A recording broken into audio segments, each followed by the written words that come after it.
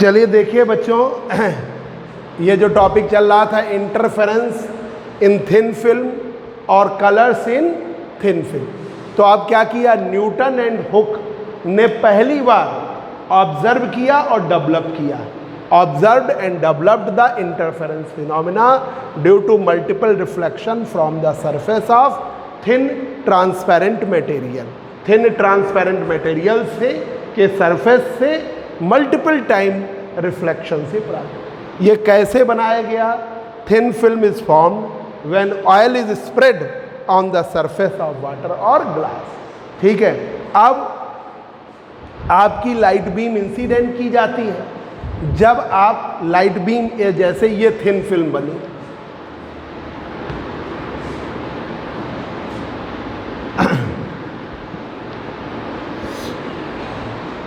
ये देखिए तीसरे पॉइंट में, ये थिन फिल्म है, PQRS, ये थिन फिल्म, PQRS एक थिन फिल्म। एक मिनट,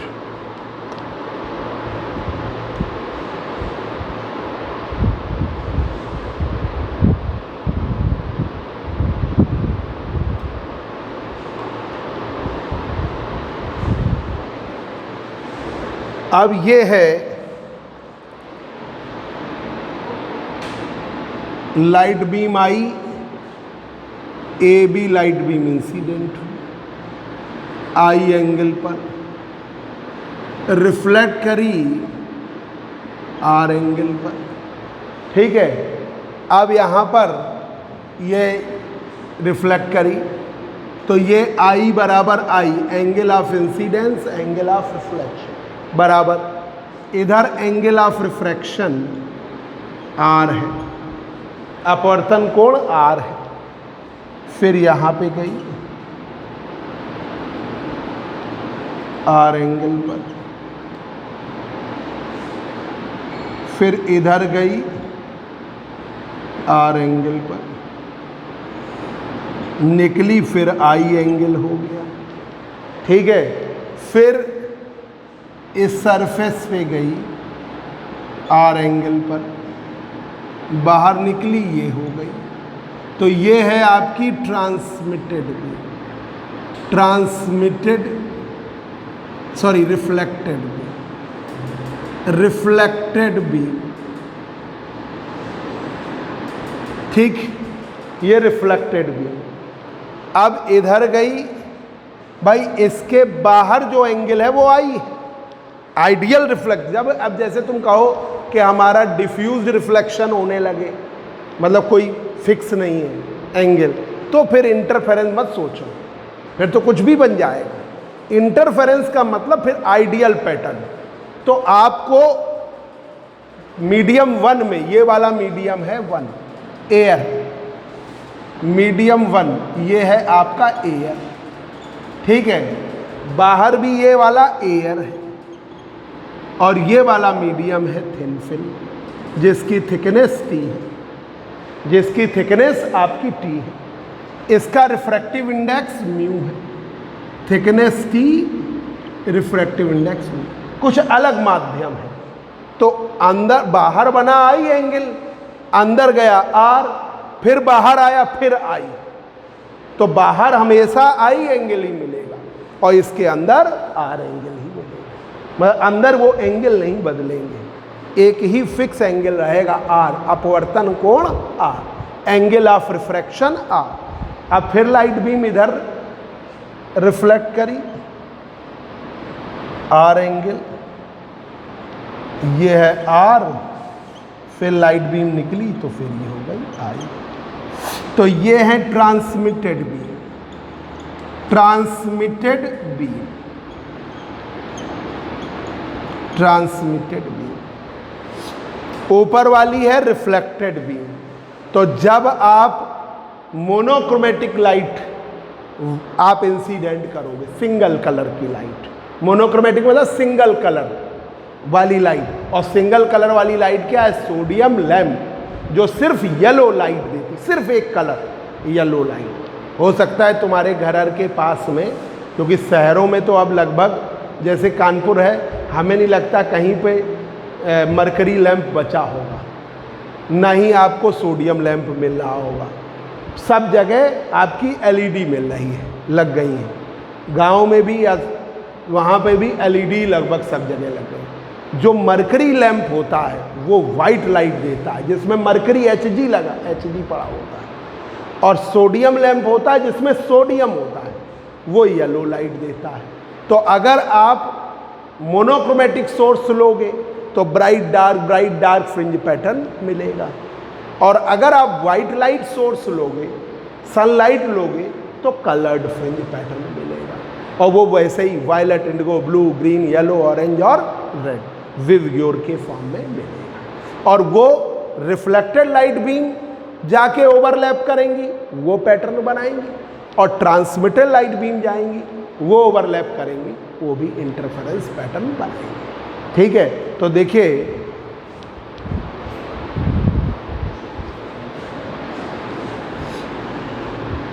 ये पॉइंट थर्ड था। फोर्थ पॉइंट बना लो फिगर, है ना।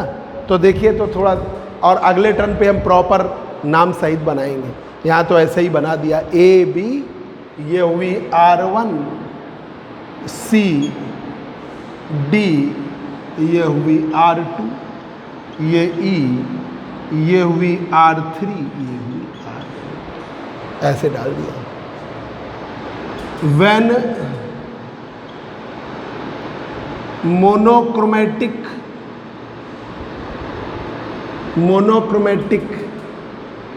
Light beam is incident on the thin film, when monochromatic light beam is incident on the thin film,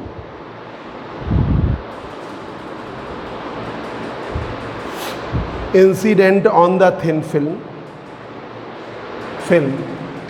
then reflected light beams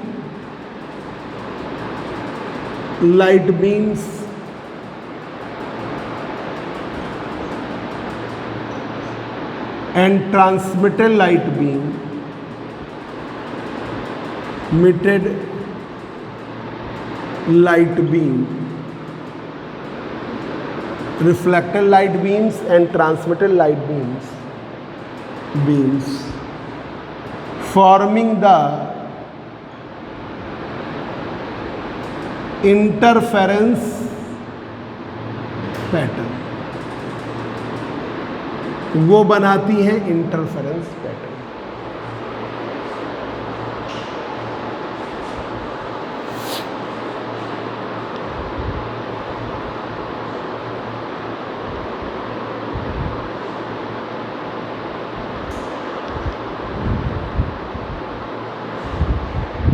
अब देखिए transmitted के लिए और रिफ्लेक्टेड के लिए क्या पैटर्न बनेगा, फार्मूला क्या होगा। For interference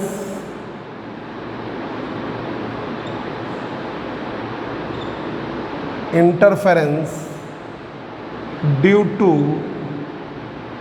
transmitted light beams, interference due to transmitted light beams, जो ट्रांसमिटेड लाइट बीम्स है उनके लिए P बराबर 2 म्यू टी cos R बराबर n लैम्डा, ये है ब्राइट के लिए P बराबर 2 mu t cos R 2n minus 1 lambda by 2, ये डार्क के लिए 2n माइनस 1 लैम्डा बाई 2, ये है डार्क के लिए। P बराबर 2 mu t cos R n lambda bright के लिए, 2n माइनस 1 लैम्डा बाई 2, ये डार्क के लिए। ठीक है, n लैम्डा का मतलब समझ रही हो, 0 lambda 2 lambda 3 lambda and so on n lambda, ये ब्राइट के लिए, डार्क के लिए λ/2, 3 λ/2, 4 λ/2 and so on to n-1 λ/2 dark के लिए। अब देखिए ये फार्मूला हम कल प्रूफ कराएंगे, P बराबर 2 म्यू टी कॉस r, ये हम कल प्रूफ कराएंगे। कल का मतलब वेडनेसडे। P बराबर 2 म्यू टी कॉस r आपको कल प्रूफ कराएंगे, ये प्रूफ है। तो जो हमने डायरेक्ट लिखा, आप देखिए म्यू रिफ्रैक्टिव इंडेक्स है, T इसकी थिकनेस है। Mu refractive index of thin film और थिकनेस ऑफ फिल्म, इस फिल्म की थिकनेस है। R angle of refraction, R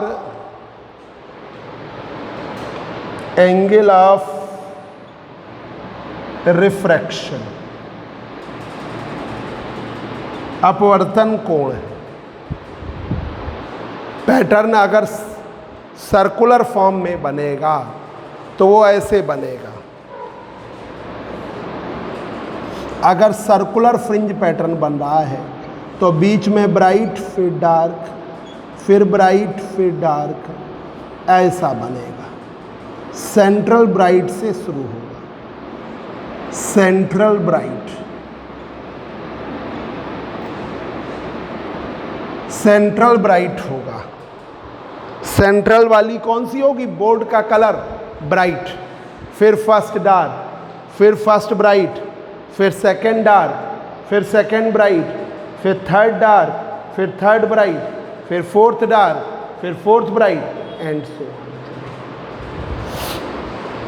अब इसका उल्टा हो जाएगा रिफ्लेक्ट। एक बार हम रिवाइज कर दें, नोट कर लो पहले।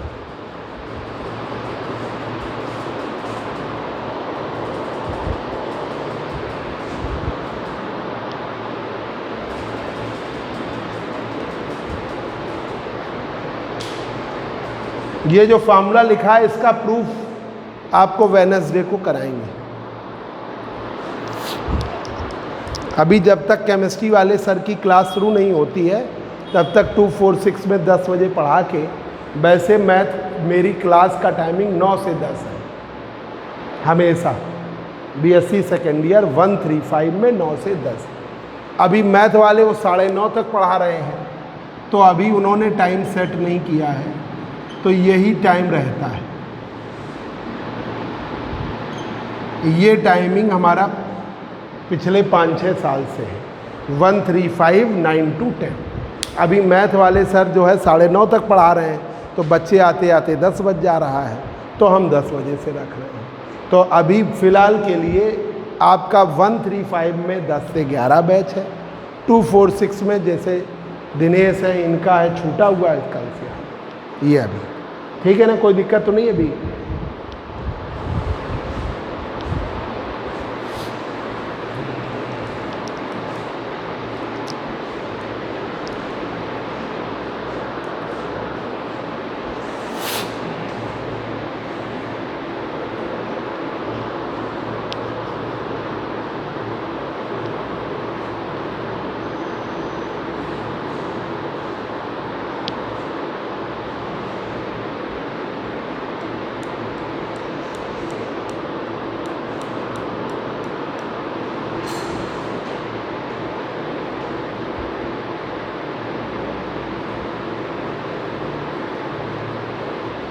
हो गया नोट?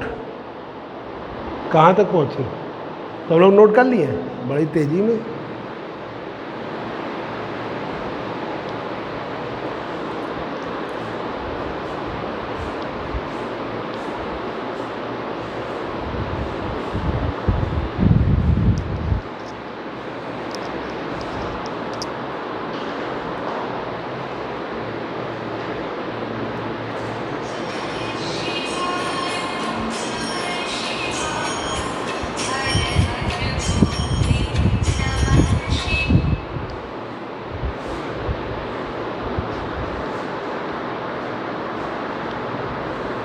देखिए, Newton and Hooke observed and developed the interference phenomena due to multiple reflections from the surface of thin transparent material. Newton and Hooke observed and developed, Newton और हुक ने observe किया और develop किया the interference phenomena.